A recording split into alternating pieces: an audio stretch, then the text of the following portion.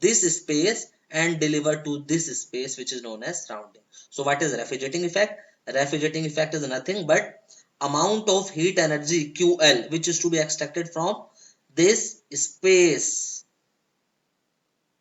This is with reference to the amount of work which we have done.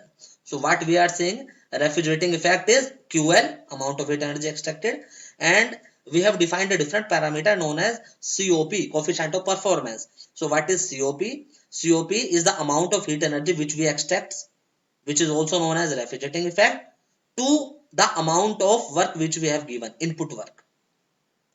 Understood? Now let us define the unit of refrigeration.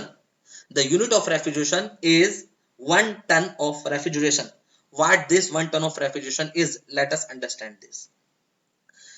To understand 1 ton of refrigeration, consider 1 ton of water at a temperature of 1 degree Celsius.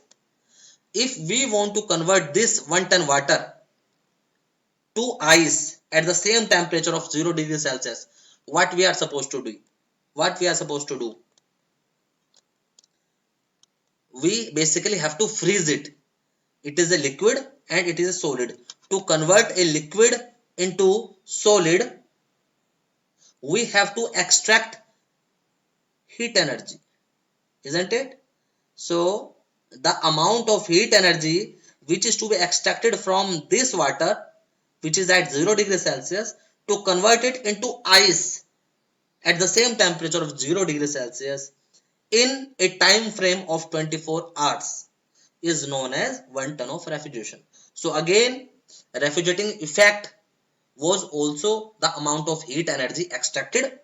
There no time frame was given, but if a time frame of 24 hours is given, then the amount of heat energy removal is known as 1 ton of refrigeration, and the condition is 1 ton of water should be at 0 degree Celsius. The amount of ice which we are getting should also be at 0 degree Celsius. The time frame is 24 hours. So let us see what I have written. It is the amount of heat to be removed from 1 ton of water at 0 degree Celsius in order to convert it into ice at 0 degree Celsius in 1 day or 24 hours. So basically what heat energy we are removing? Either we are removing sensible heat or latent heat. Let us see, the amount of heat which we are removing from water is actually a latent heat. It is not at all sensible heat. So by experiments we have seen that 1 ton of refrigeration is nothing but 211 kilojoule of heat is removed per minute from this water, so that we can obtain ice at 0 degree Celsius. It is also equivalent to 3.5 kilowatt. So at the end, I would like to summarize what I have taught right now. We have understood the difference between power cycle and refrigeration cycle. Number 2, refrigeration process.